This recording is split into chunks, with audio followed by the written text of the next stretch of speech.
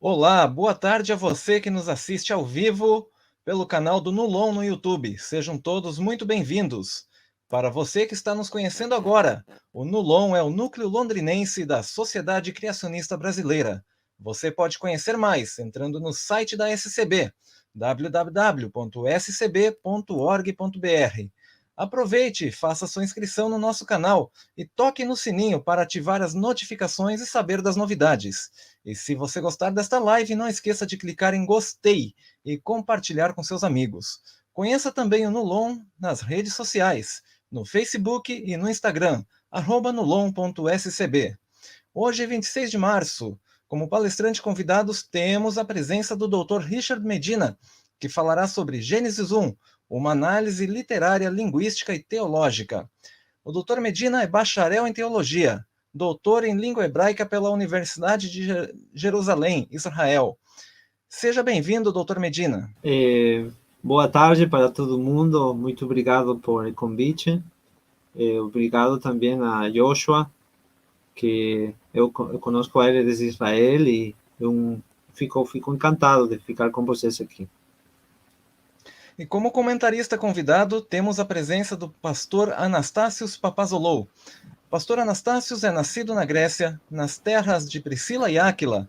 Veio para o Brasil em 1960, aos 21 anos de idade. Foi seminarista na Grécia. Formou-se em teologia no Instituto Adventista de Ensino no ano de 1979. Foi também missionário por 7 anos na Grécia, nas divisões euro-africana e transeuropeia. Atuou como pastor e missionário em 3 continentes e participou das primeiras reuniões da Sociedade Criacionista Brasileira nos anos 1970, juntamente com o Dr. Rui Vieira, pioneiro da SCB. Seja bem-vindo, pastor Anastácios.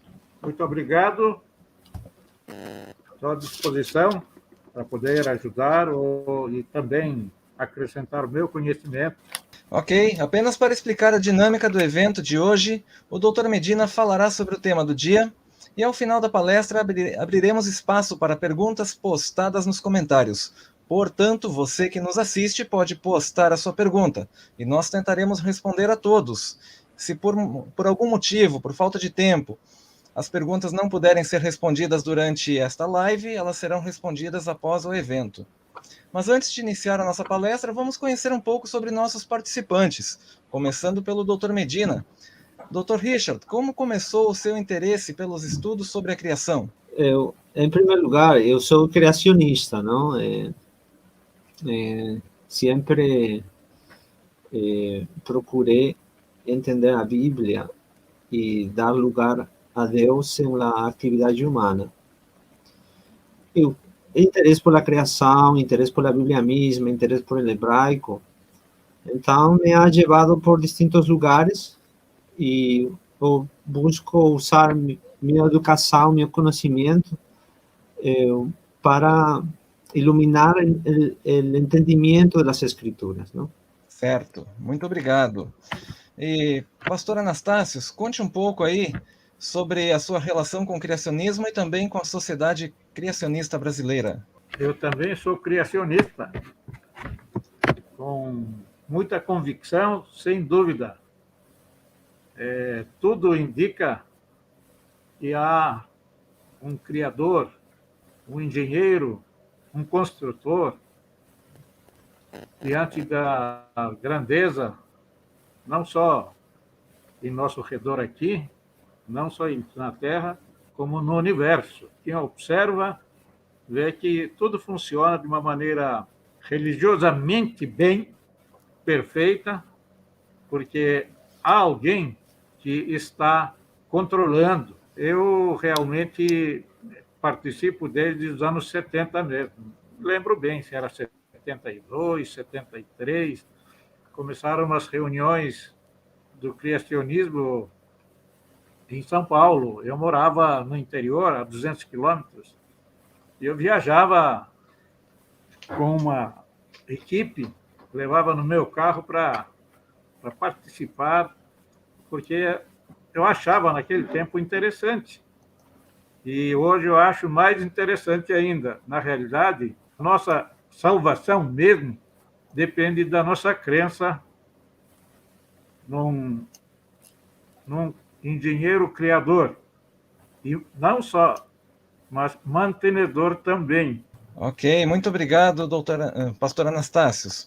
Doutor Medina, os próximos minutos ficam ao seu dispor. Fique à vontade e nós retornaremos ao final para a sessão de perguntas e respostas. Obrigado, muito obrigado.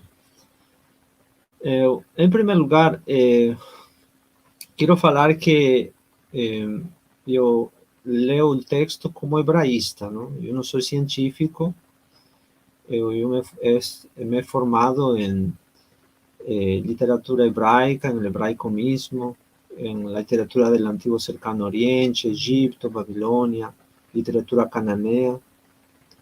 Então, lo que pretendo fazer hoje é fazer uma leitura com a pergunta como o texto foi escrito.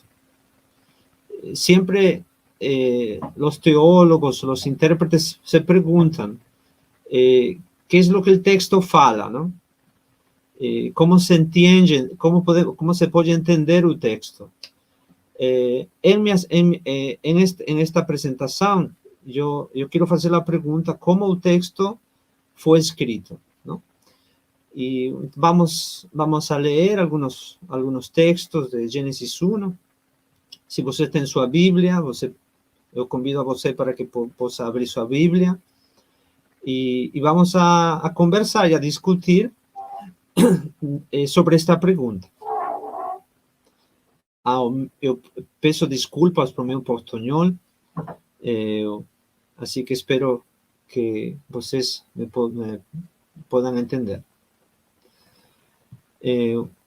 Vamos a pasar al primer slide. Génesis 1:1. A ver si Lucas pasa el siguiente slide. Eso, obrigado. Es un texto que todo el mundo conoce, hasta de memoria, ¿no? No princípio criou Deus os céus e a terra. En este texto, según mi entender, encontramos una descripción resumida da criação da terra.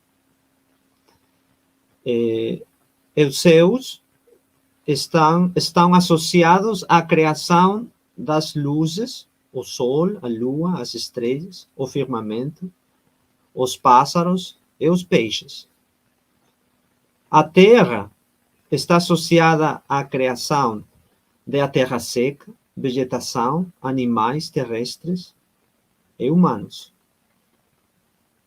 Estas duas palavras, céus e terra, definem todo lo que ha sido creado, ha sido mencionado. En ese sentido, Génesis 1:1 está falando, en mi entender, de la creación de la Tierra misma, ¿no? Incluyendo el sistema solar, incluyendo la lua, las estrellas y demás. El siguiente slide, por favor, Lucas. Ok, Génesis, vamos a leer Génesis 1 y 2. ¿Tá bom? Génesis 1 y 2 fala, Lucas, você pode pasar al siguiente slide. Allí tenemos otra descripción de la situación en la Tierra, ¿no? Está falando o texto, Génesis 1:2, e a terra era sem forma e vazia, e havia trevas sobre a face do abismo, e o Espírito de Deus se movia sobre a face das águas. Abismo, em hebraico, é a palavra tehom. Como vocês podem ver allí na pantalla, na tela, significa águas antiguas, águas iniciais. Mas, en la literatura babilonia, que el idioma de los babilonios era el acadiano, Tehom, o aguas antiguas, eso es Tiamat, y Tiamat es una diosa creadora en la cultura babilônica. Então, é interessante que o autor do Gênesis aqui está falando de que havia trevas sobre a faz do abismo, e a palavra abismo poderia ter uma associação com esta diosa, Tiamat, que é muito conhecida como uma diosa criadora na cultura babilônica, não? Mas neste caso, não? O texto fala que o Espírito de Deus se movia sobre a faz das águas, não? Abismo e água são palavras sinônimas aqui. E então, sugerindo que, de alguma forma, Deus está por encima desta deidade ou desta deusa criadora. Agora, é interessante que este versículo também fala de que o Espírito de Deus se movia sobre dice que sobre a faz das águas, e havia trevas sobre a faz do abismo. Em outras palavras, Deus está habitando, se está movendo na oscuridade. Ora, este é um ponto muito interessante, porque Deus, segundo este texto e outros textos que vamos a ler, Deus habita na escuridade. Podemos ler, por exemplo, na seguinte diapositiva, Lucas. Ok. Arafel. Muito bem, obrigado. E então, allí temos dois textos que falam onde mora Deus. O primeiro texto está no livro de Éxodos, e diz: o povo estava em pé de longe, Moisés, porém, se chegou à escuridade, em hebraico é Arafel, onde Deus estava. Outro texto no livro dos Reis fala: então, disse Salomão, o Senhor, disse que habitaria nas trevas, ou escuridade, Arafel em hebraico. Então, é interessante que Deus habita nas trevas, não? Em outras palavras, segundo meu entender, Deus habita na oscuridade, na soledade, sozinho, para poder ser capaz de criar e sustentar a vida.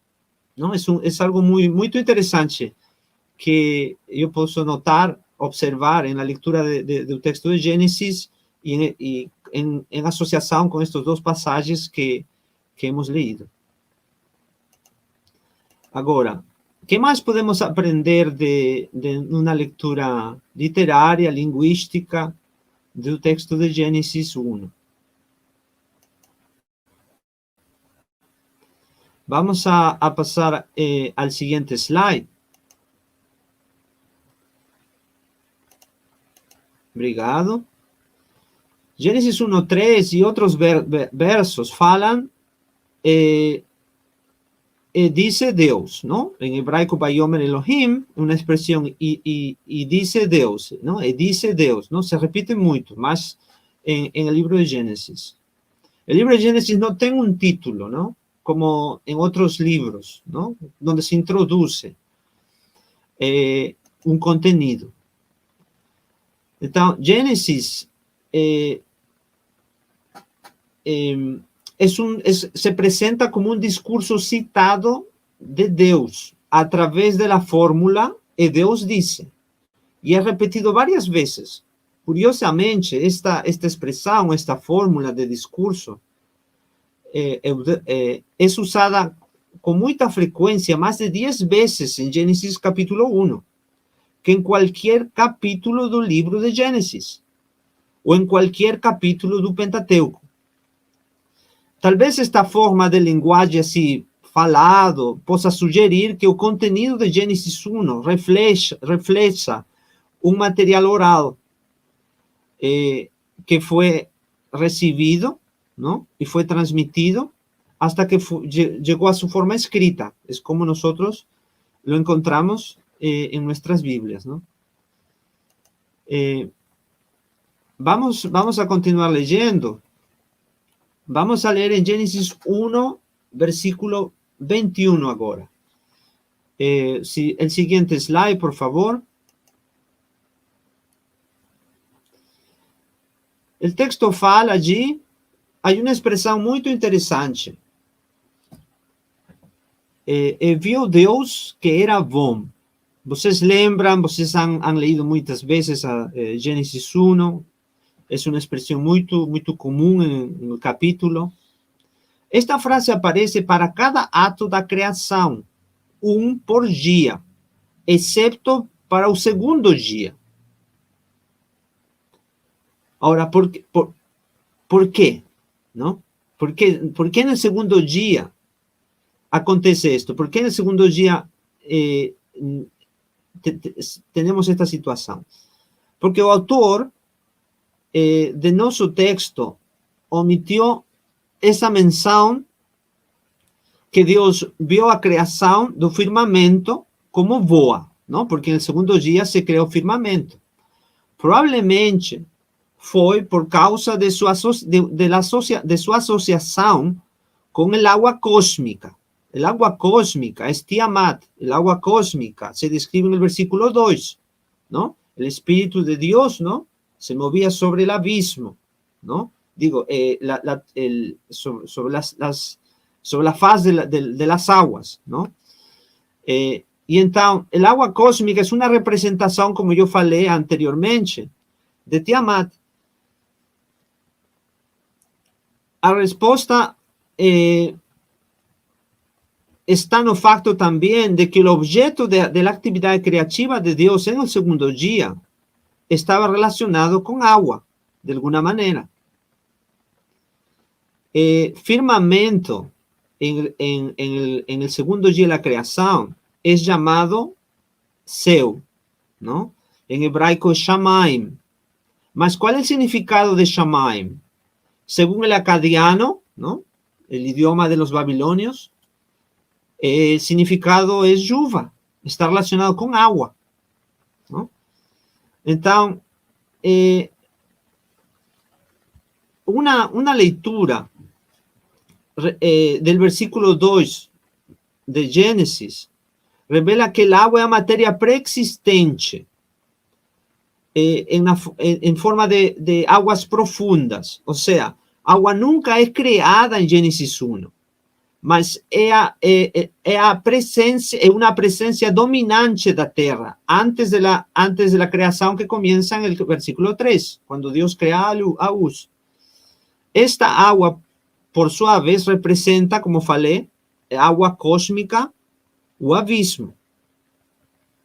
En la cultura babilónica y demás. Y simboliza, como falei, la divinidade, la diosa creadora Tiamat, ¿no? Entonces, tal vez por esta asociación, en primer lugar, que el agua ya fue creada antes, o ya existía antes de la creación, y la asociación con Tiamat es que Dios no fala en el segundo día esta expresión, o el autor de Génesis no fala, y veo Dios que era bom, porque ya es una materia preexistente, el agua, o también para evitar cierta asociación o abençoar a Tiamat, ¿no? Evitar cierta vinculación con una diosa pagana. Bien, vamos a ir avanzando. Vamos a leer otro texto en Génesis, Génesis 1:16.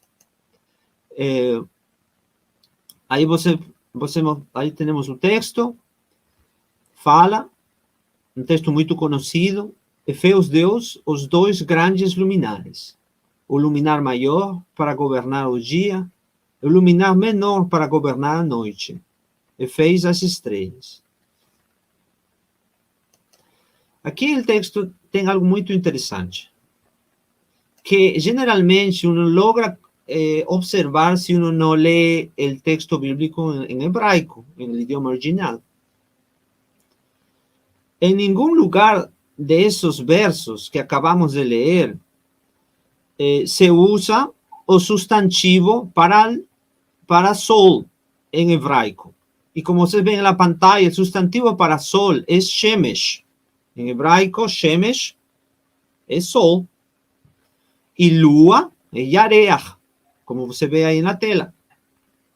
Mas el autor no usa esas palabras. Él está usando dos grandes luminares, o a luminar mayor o a luminar menor. ¿Cuál es la razón? ¿Por qué?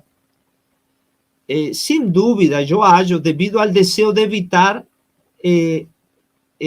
una asociación con divinidades paganas de la cultura cananea, en la cultura babilónica, porque en la cultura cananea, en la cultura babilónica, el sol es una deidad, la lua es otra deidad.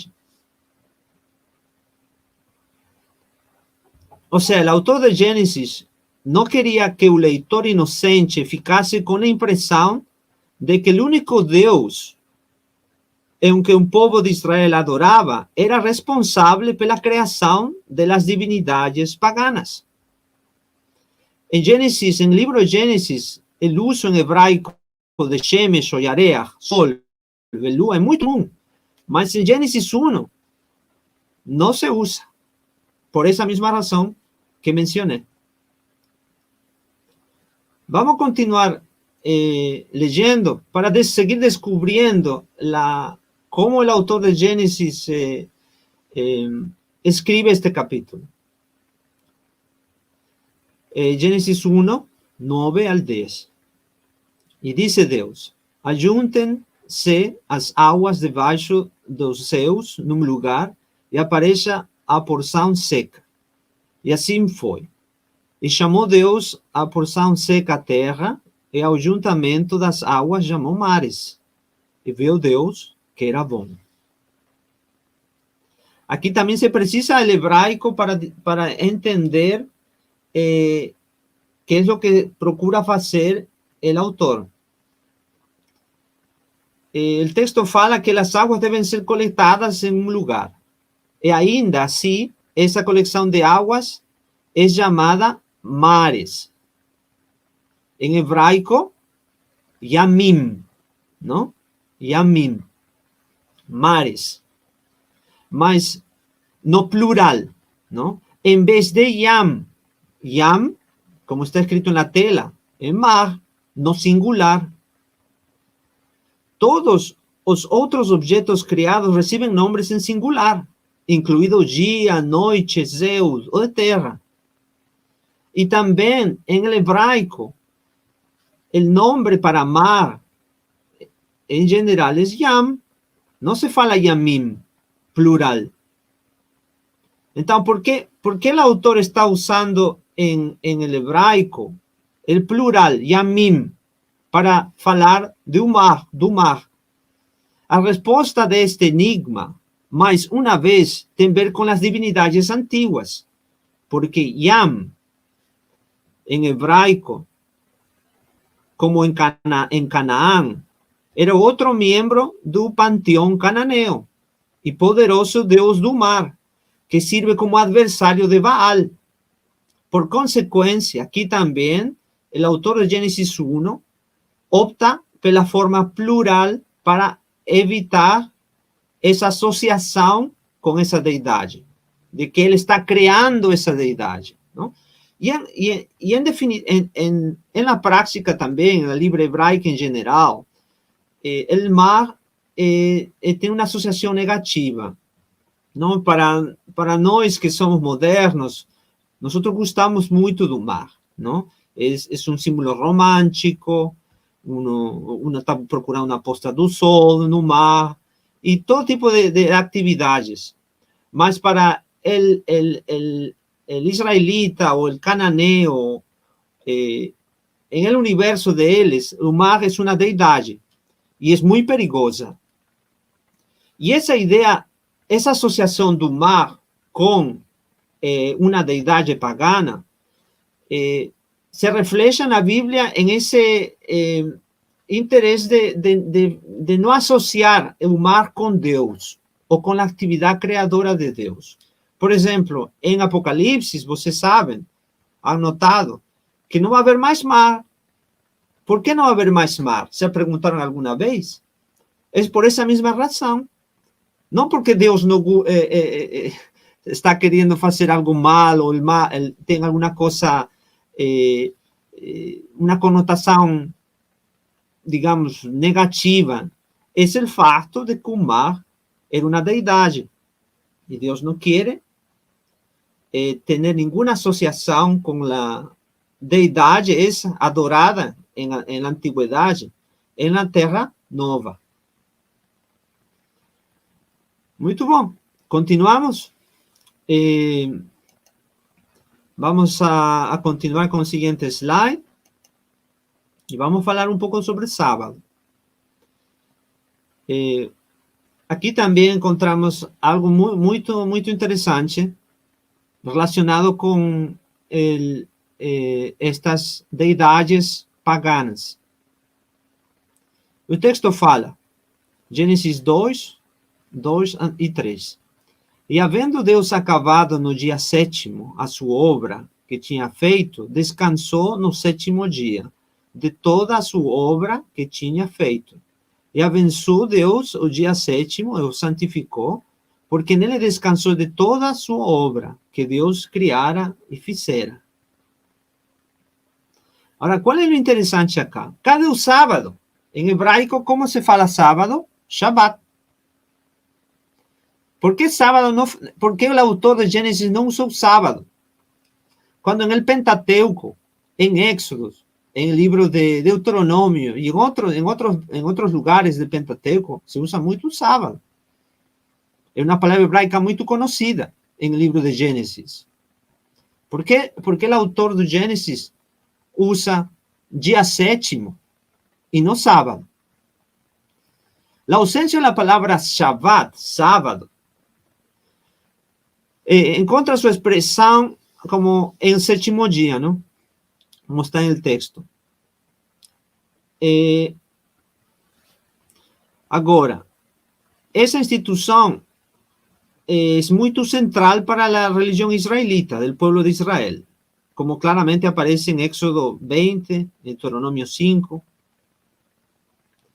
Ahora, la respuesta por qué el sábado no aparece en la creación de Génesis 1 y en este texto es también asociado con el facto de que sábado en acadiano, ¿no? Acadiano, la lengua de los babilonios, Shapatu, como está aquí en la tela, significa lua cheia. Entonces, aquí encontramos otra asociación con una entidad que era adorada, una entidad pagana. Y entonces, ese es por un punto. También el sábado no solamente era asociado con la luna llena, cheia, también era asociado con el dios Saturno. Ustedes saben que en inglés se fala Saturday, ¿no? Saturn, Saturno, day, día de Saturno. Eso es uno entiende que eso viene de los romanos, mas esa tradición de adorar a Saturno no comienza con los romanos, ya comienza desde los días babilónicos. Entonces, el término sábado en sí, originalmente, está comprometido con la adoración a dioses paganos.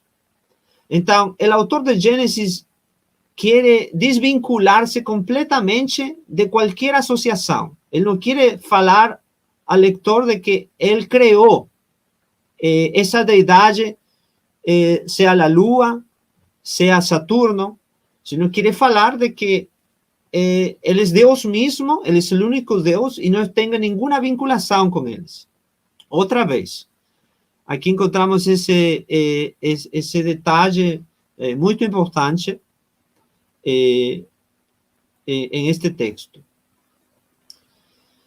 Ahora, vamos a continuar con el siguiente slide. ¿Qué podemos hablar sobre el origen del sábado? Tal vez el historiador se puede preguntar, ¿acaso en la literatura babilónica o en la literatura egipcia o cananea se encuentra alguna evidencia del sábado, en el sentido que el sábado es el séptimo día de la semana, un día de descanso, ¿no? Donde las personas no trabajan más? Históricamente, a semana del séptimo día, incluindo el sábado, en ese ciclo que você trabalha 6 dias e descansa um dia, está ausente do Antigo Oriente Próximo. No, ese concepto no existe en Babilonia, no existe en Egipto, ni en Canaán. Solo se encuentra en la Biblia hebraica, en el pueblo de Israel. Es un legado antiguo para el mundo. Ahora você se pergunta, mas ¿qué acontecía en Babilonia? Ellos nunca descansaban. Sí, descansaban. Ellos descansaban en los feriados religiosos, ¿no? Cada 14 días había un feriado religioso relacionado con el ciclo de la luna. Entonces, cada 14 días algunos descansaban, o cada 28 días también descansaban. No era algo rígido como hoy, que en todo el mundo, ou muitos países, você trabalha 6 dias, descansa 7.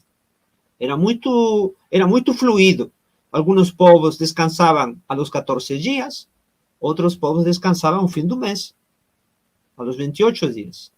Então, allí, se pode observar que essa semana do sétimo dia, incluindo o sábado, esse conceito de 6 dias de trabalho e um dia de descanso, é uma contribuição única da Bíblia hebraica, do texto que nós lemos agora. Não? É interessante. Agora, o sábado é para todos, não? Como eu posso saber que o sábado é para todos e não para o povo de Israel, ou para o povo judeu? Quando você fala com um judeu, e você fala que você guarda o sábado, o judeu vai perguntar se ele está interessado em lo que você está fazendo. Mas por que você guarda o sábado? Se você não é judeu. Assim vai falar. Não, então você vai falar porque está na Bíblia. Mas o judeu vai falar, mas ele sabe para os judeus. Não? E isso é o que fala no mundo protestante também, não? Podem usar esse argumento, e lo usam esse argumento. Mas é interessante de que o texto de Gênesis tem a ausência de Yahweh, não? O Yahvé, não? O Jeová em espanhol, Jeová, Yahweh, não? O nome de Deus. Agora, por que é importante a ausência? No capítulo 1 não se encontra esse nome. Não se encontra em nenhum lugar. Você lo encontra você vai encontrar em Éxodo, en el Decálogo, en Deuteronomio, en muchas partes, hasta en el capítulo 2 de Génesis. Mas en el capítulo 1 está ausente. ¿Por qué? ¿Por qué es tan importante? El nombre Yahweh o Jehová es un nombre del Dios nacional de Israel, un Dios personal. Es el Dios del pacto, ¿no? Y entonces, en Génesis 2, la razón por la cual Yahweh, el nombre de Dios, está ausente en Génesis 1, es porque el sábado antecede Israel, ¿no? El sábado reposa sobre un mundo como un todo, ¿no? Embora los mandamientos relativos a esa manera de observar del sábado, que fueran posteriormente prescritos en Éxodo, sean de responsabilidades apenas de Israel. Ainda assim, o sábado em si foi santificado desde o momento que o mundo veio a existir. E sua santidade não é algo limitado, restrito ao povo de Israel. Não? Porque se essa hubiese sido a intenção de Deus, Deus, o autor do Gênesis também. Então, uno tendría que encontrar o nome de Deus, Yahweh, porque esse é o Deus pessoal de la nación de Israel, o Deus do pacto de Israel. Mas o nome não aparece lá, porque o autor do Gênesis quer comunicar de que o sábado é universal, não está associado com alguma religião ou um pueblo étnico. Aqui quero falar de algo interessante. Vocês, durante os primeiros 5 dias da criação, se você lembra, os nomes dos dias da semana são apresentados sem o artículo definido. Por exemplo, se fala um dia. Não se fala el dia, não? Um dia, não? O dia o primeiro dia. Depois se fala um dia, um segundo dia, não? Não tem o artículo definido, não? Depois se fala um terceiro dia. Depois se fala um quarto dia, não? Depois se fala um quinto dia. Mas para o 6º dia da criação, no entanto, lemos o 6º dia, não? Aí vemos o artículo o 6º dia, não? Um artículo definido, não? Esse artículo definido allí é interessante que o autor coloca aí no 6º dia como um marcador textual para comunicar que a atividade criadora chegou a seu fim, para comunicar de que o discurso ha finalizado, ha culminado, ha acabado, não? É interessante essa técnica literária, linguística, que o autor está usando allí para falar que aqui acabou. Eu acho muito interessante porque o texto, o autor do Gênesis era um mestre de linguagem e um brilhante artesão literário, não? Sem dúvida, seu público apreciou todos os seus esforços. Muito obrigado. Eu creio que isso é tudo o que tenho que falar por agora. Muito obrigado, doutor Medina. Agradecemos aí em nome do Nulon. Vamos abrir então agora o espaço para nossas perguntas aí dos nossos internautas. Convidar aqui também o pastor Anastácios a participar conosco. Bem-vindo novamente, pastor Anastácios. Muito obrigado, estamos a postos. Estava falando dos dias numerais e os dias, como dizem, aí são ordinais e cardinais, né? Então, a gente percebe que há uma diferença entre a nomeação dos dias. Ordinal, primeiro, segundo, terceiro, sexto. Ok? Isso, muito bem, isso mesmo. Obrigado pela contribuição.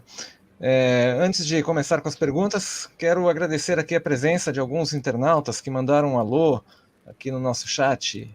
São eles, o Jonathan, o Wagner, a Marcela, o Enoque, o Delsomar, o Rui Vieira, da Sociedade Criacionista Brasileira, que nos prestigia aqui também, o Lúcio, Dione, também o canal Brasil Post, o Gerson Trevilato, Edilene, o canal Mirante Sul, Bruno Nascimento. Muito obrigado pela presença de todos vocês que nos deram um alô aqui no nosso chat. Começar então aqui pela primeira pergunta do canal Brasil Post. Boa tarde, gostaria de saber em que idioma está escrito Gênesis e quando? Começar aqui pelo Dr. Richard. Pode responder? Quando o tempo? Isso eu queria falar, não? Uma data. Essa é a pergunta de quando, não? Se eu quero entender. Acho que sim. Tá. Então, el texto de Génesis fue escrito en hebraico, es lo que hemos recibido, ¿no? Como gran parte del Antiguo Testamento que uno conoce. Algunas secciones están escritas, pocas en aramaico, mas Génesis fue escrito en hebraico. Ahora, ¿cuándo? Es una pregunta no fácil de contestar. Você pode contestar por la fe e você pode contestar como hebraísta. Eu falo como hebraísta, não? Por la fe, eu posso falar que foi escrito por el siglo XV, não? Antes de Cristo, não? Mas como hebraísta, nosotros no tenemos evidencia del texto hebreo, así es como lengua falada, lenguaje falado o escrito de ese siglo. La evidencia que nosotros encontramos en óstracas, en pedazos así de cerámica o inscripciones, vienen del siglo X, ¿no? Siglo X antes de Cristo. Ese es un fato. El otro fato es que el lenguaje hebraico es un lenguaje, el que está en la Biblia, es un lenguaje que es más joven que el árabe. En otras palabras, el árabe es una lengua que es falada por más de 3.000 años.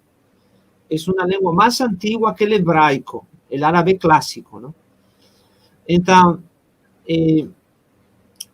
entre los hebraístas, en general, falan que el texto hebraico que se encuentra en el Génesis, Éxodo y otros libros, es un texto que refleja el siglo X, ¿no? La monarquía, ¿no? Los días de David, ¿no? Es una respuesta basada en la evidencia, ¿no?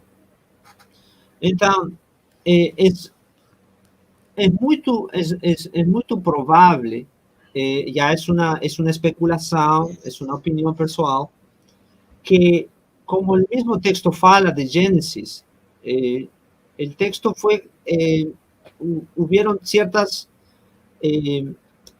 tradiciones orales y textos escritos que no han llegado a nuestras manos, o probablemente fueron escritos en una lengua cananea, si el texto fue escrito en el siglo XV, y posteriormente en el siglo X, con la monarquía, con David y Salomón y demás, el texto, ese texto fue actualizado, ¿no? A la forma de la lengua de ellos, de esa época.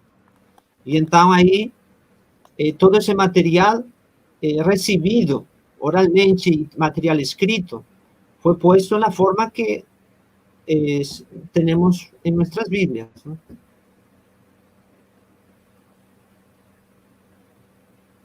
No sé si fui claro, mas eso es lo que usted me fala si tengo que aclarar alguna cosa. Pastor Anastácio, quer complementar? Se foi escrito por Moisés, então foi durante o período que ele estava vivo, não é? Então, nós podemos inferir que foi no 15º século para o 14º, de 1450 a 1300 quem sabe, 50 ou 80, naquele período. Não seria isso?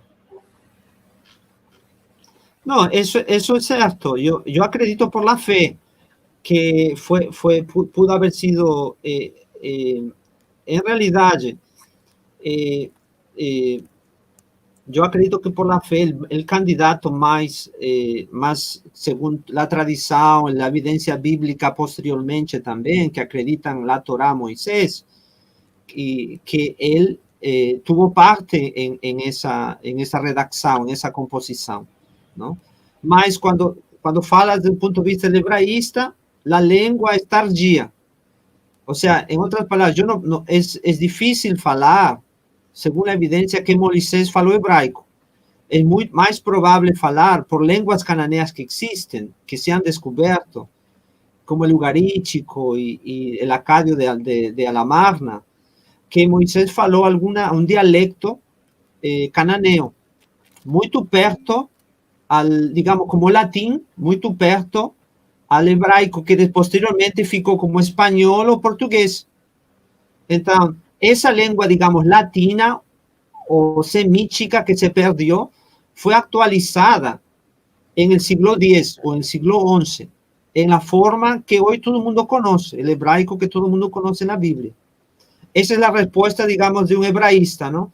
Más la respuesta en general, digamos, que como creyentes y demás nosotros damos, es de que sí, Moisés tuvo que tener parte en la composición del texto, ¿no? Temos uma outra pergunta relacionada com esse tema. Já vi que os fragmentos de Reis são os mais antigos que temos na Bíblia. Por isso que me interessaria saber do Gênesis. Tive uma aula onde o professor mencionava que o livro de Gênesis continha inúmeras palavras sem tradução. Também continha muitas palavras de origem egípcia. Dr. Richard, poderia comentar essa pergunta e, na sequência, o pastor Anastácio complementa? Ok. Então, a pergunta é: o livro de Gênesis contém inúmeras palavras sem tradução. Também contém muitas palavras de origem egípcia.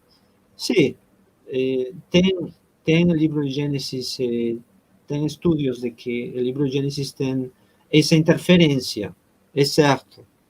Tem interferência não só de palavras egípcias, sino também de cultura, de valores, de costumbres, ¿no? También mesopotâmicas ou babilônicas, ¿no? Antiguas, ¿no?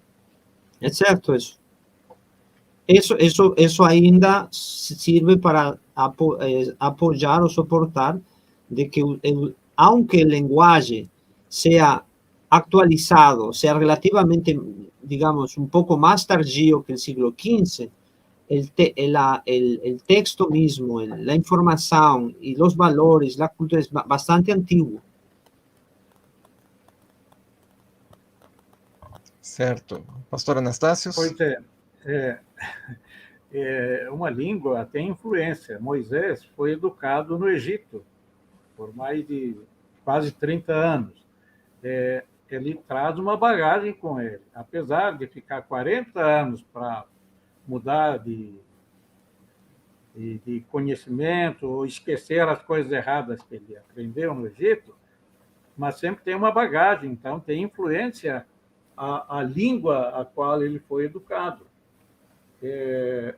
Quanto à relação de uma língua com outra, como as línguas latinas, o romeno, espanhol, italiano, português, eles vêm tem sua origem no latim. O latim, por sua vez, tem sua origem no grego. Inclusive, a gramática do latim é igualzinha à de português, à de grego, né? Português não tem tanta coisa. Mas eu penso que essas palavras, ou a semântica, ou em costumes, acompanharam Moisés. Ele tinha que falar para as pessoas que vieram da mesma cultura, não é? Para eles entenderem. Não adianta falar para uma pessoa em outra língua que ele não conhece. Não vai entender nada, né? Correto. Pastor Anastácio, o senhor, como tendo vindo da Grécia, ainda jovem, pode confirmar, há alguma parte da cultura grega que permaneceu com o senhor, apesar de tanto tempo ainda vivendo no Brasil? Sim, senhor. A cultura permanece. É uma coisa... por exemplo, eu tenho 2 línguas maternas, então não tem como esquecer. Muito bem, Nasceu obrigado. naquilo, aprendeu, e a cultura, por sua vez, acompanha a pessoa. Eu sou oriental, né? De nascimento e de 20 anos de vivência naquela região. Apesar de eu estar aqui mais de 50 anos, 60, ainda a cultura na qual eu cresci, eu nasci e cresci, me acompanha. Palavras, né? Costumes, tudo isso é uma bagagem que a gente traz, leva, né? Muito bem, é isso aí. E lembrando que nós temos 2 especialistas aqui, né? Um especialista em língua hebraica por estudo e outro especialista por nascimento na língua grega, né? Podem fazer uma leitura completa da Bíblia na sua língua original, não é? A Septuaginta, né, no caso do Velho Testamento. Isso. O Novo Testamento com o grego, né? E o hebraico com o hebraico aramaico com o Dr. Medina, né? Com todo o seu estudo, toda essa bagagem aí. Não esquecendo Esse que a exemplo que deu primeira o tradução... pastor é muito importante para entender o que é a pergunta mesma, não? Que por isso se encontra no texto de Gênesis influência egípcia em linguagem, em palavras, porque o autor, neste caso Moisés, ele conhecia a língua, conhecia a cultura, aunque saiu jovem de lá, ele puso, se pode reflejar no texto, que o texto é antigo, não? Certinho. Temos outra pergunta aqui. Só localizar aqui. O Gênesis foi reescrito no exílio da Babilônia? E quais são e são vários autores e vários livros? Acho que essas perguntas estão relacionadas. A ver. Mas essa é outra pergunta que você postou aí. A primeira aqui, o Gênesis foi reescrito no exílio babilônico? Não acho. Mas reescrito? Reescrito. Foi escrito novamente? Não. Desde o ponto de vista do hebraico, se tem que distinguir em duas etapas. Como linguagem, linguagem bíblica. Se fala da língua clássica, não? Ou literária, que generalmente se toma de Gênesis a Reis. Esses livros têm um hebraico muito homogêneo, é muito elevado, é muito rico em linguagem, em expressão. E então, esse hebraico de Gênesis, do livro de Gênesis a Reis, geralmente é pré-exílico. Ou seja, não tem forma de que haya sido o Gênesis reescrito durante ou depois do exílio. Por quê? Porque depois do exílio, como se fala no livro de Crônicas, livro de Esdras, ou Neemias, ou Esther, são livros escritos depois do exílio babilônico. E estes livros, quando uno lê em hebraico estes livros, são diferentes. É um hebraico mais, aunque procura seguir o hebraico clássico, tem muitos coloquialismos. É um hebraico mais popular, hebraico do povo. Então, aí você vê a grande diferença entre o hebraico clássico e o hebraico tardio, não? Então, falar de que Gênesis foi escrito em exílio, depois do exílio, não tem evidência, não tem nenhuma base. Então, Gênesis tem que, segundo o ponto de vista linguístico, como falei, é um linguagem pré-exílico, não? Correto. Pastor Grego, gostaria de comentar mais alguma coisa sobre esta pergunta? Toda língua é assim. Como o grego, a koiné da época de Jesus, era a língua que o povo falava. Tinha a língua dos intelectuais, era um pouco mais difícil. Mas tem a língua anterior ainda, chamada Catareusa, aquela que hoje os próprios gregos têm dificuldade em entender. Não é qualquer grego que lê e entende um texto da época. É como o português. Você vai ler um livro, as cartas da época do Império, está difícil, mesmo no português. Então, a língua é um organismo vivo. Ele se transforma. Novas palavras se adicionam por influência de outras línguas. O português, por exemplo, tem 250 mil verbetes. O grego tem 400 mil, uma língua rica. O português também é rico. Então, a gente vê que há uma influência do tempo e de outras culturas, de outras escritas.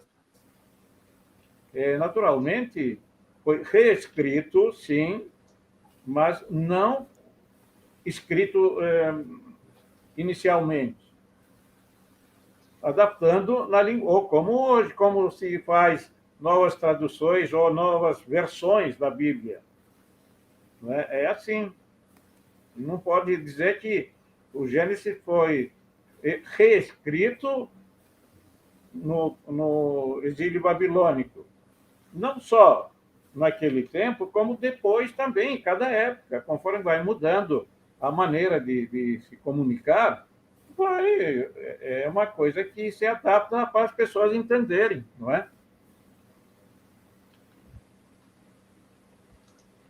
Ok, obrigado pela contribuição.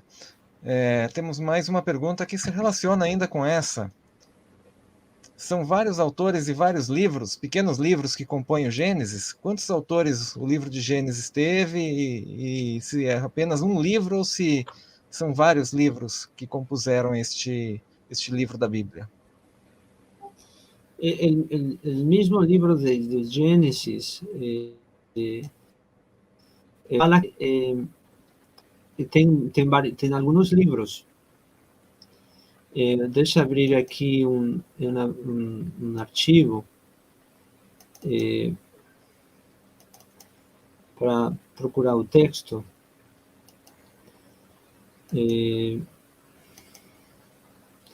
Ok. Gênesis capítulo 2, versículo 4, no, 5.1, Gênesis 5.1, fala o livro da genealogia de Adão, não? Em hebraico é Sefer, livro, não? É algo escrito, não? Então, essa fórmula, o livro, ou a genealogia de Adão, é uma forma que aparece 10 vezes no livro de Gênesis. Você vê em Gênesis 2, 4, a genealogia de los cielos e a terra. Depois, como falei, em capítulo 5, versículo 1, o livro da genealogia de Adão. Depois, em Gênesis 6, 9, a genealogia de Noé. Depois, em 11, 10, a genealogia de Shem. 11, 27, genealogia de Terah. E assim vai, de Ismael, de Isaac, de Esaf, de Jacob.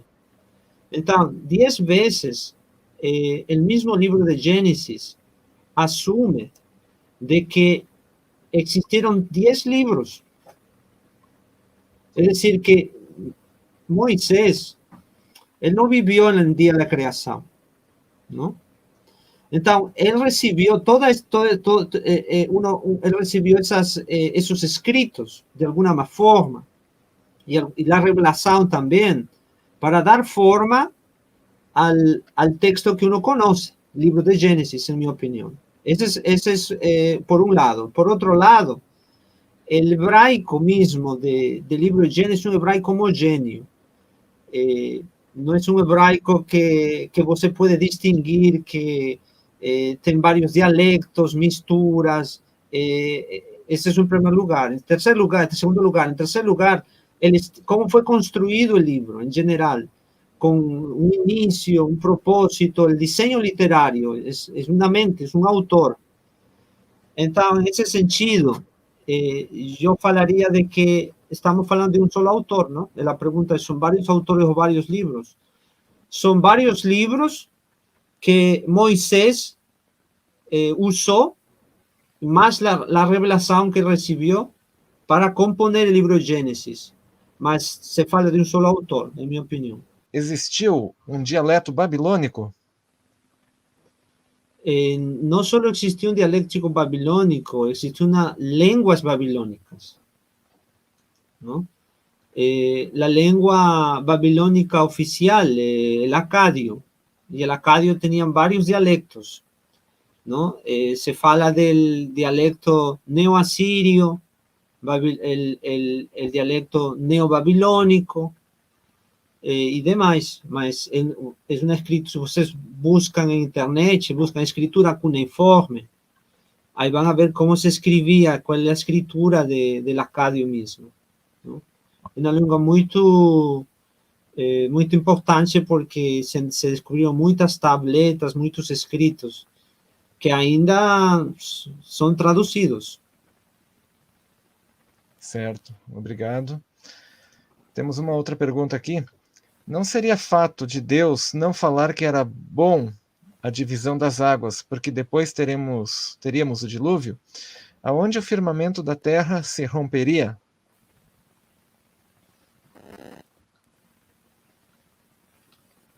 Não seria fato que Deus não falar que era bom a divisão das águas, porque depois teremos o dilúvio, aonde o firmamento da terra se romperia?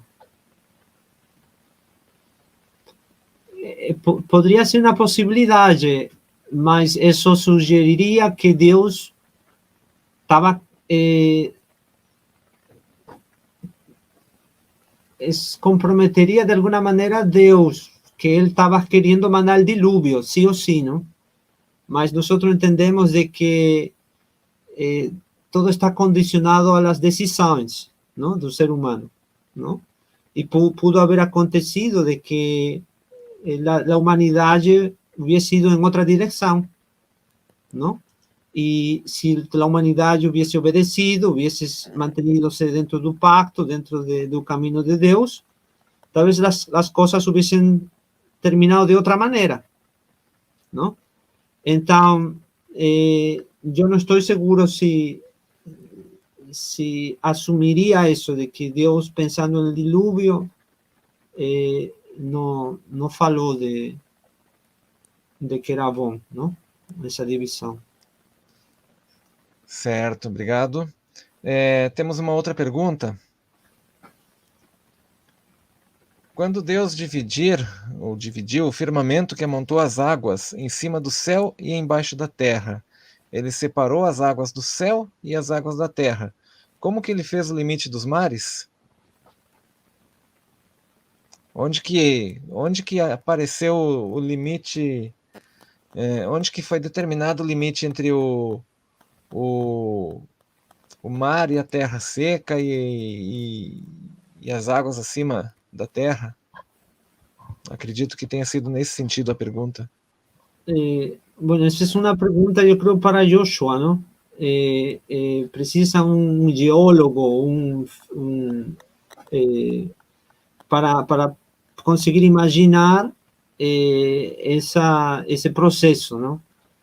Eu creio que, como do texto mesmo, eu não posso contestar essa pergunta, não tenho a capacidade ou a formação para imaginar esse processo, não? Certo.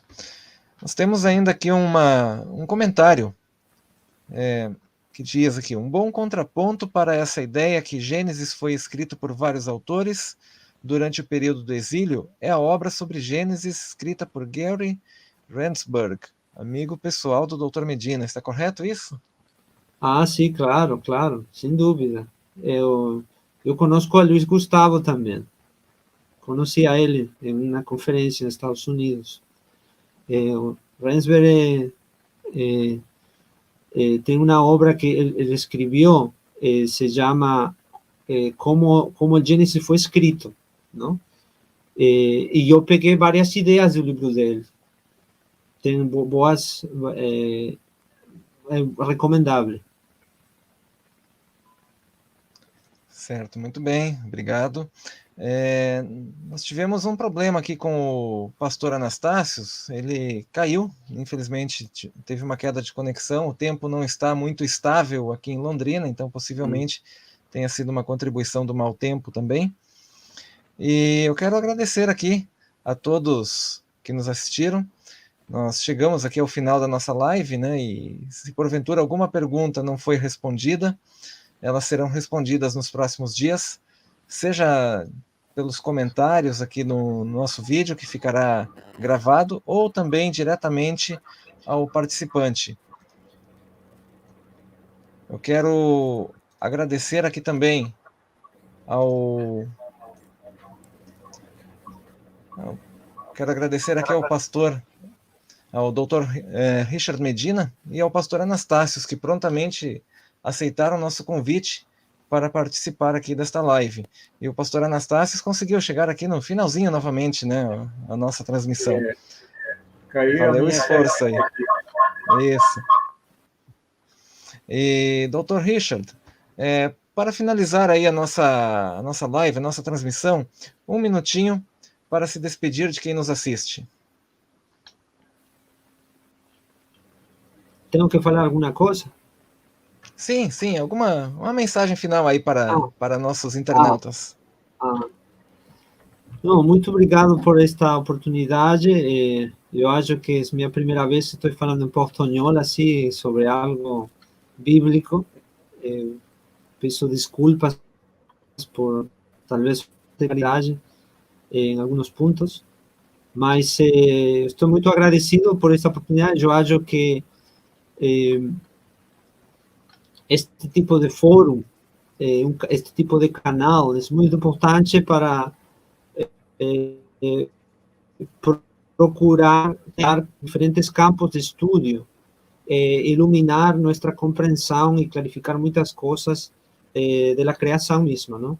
E eu felicito a vocês, ao pastor, ao equipo mesmo, para que continuem com este ministério, que é muito, muito necessário e, sem dúvida, muitas pessoas se beneficiam. Ok, muito obrigado, nós que agradecemos. E completando aí, o seu portunhol está muito bom, foi bem compreensível aí a todos. Pastor Anastácios, uma mensagem final aí, uma mensagem de despedida aí aos nossos internautas. Então, eu quero reafirmar a minha posição quanto ao criacionismo. É uma coisa lógica, natural. Você crer no evolucionismo não é natural. Precisa muito mais fé, crer na evolução, do que na criação. A criação traz um autor, traz um desenhista, traz um executor e ainda apresenta o mantenedor do sistema. Então, vamos ficar firmes nesse propósito, porque se não for criacionista, dificilmente a pessoa vai se salvar. Obrigado, pastor. Quero agradecer novamente aqui a você que está nos assistindo. Muito obrigado por sua companhia. E se você ainda não se inscreveu em nosso canal, faça sua inscrição, ative as notificações para saber das novidades. Siga-nos também em nossas redes sociais, no Facebook e no Instagram, @nulon.scb. Aguardamos você em nossa próxima live. Um grande abraço a todos e até a próxima.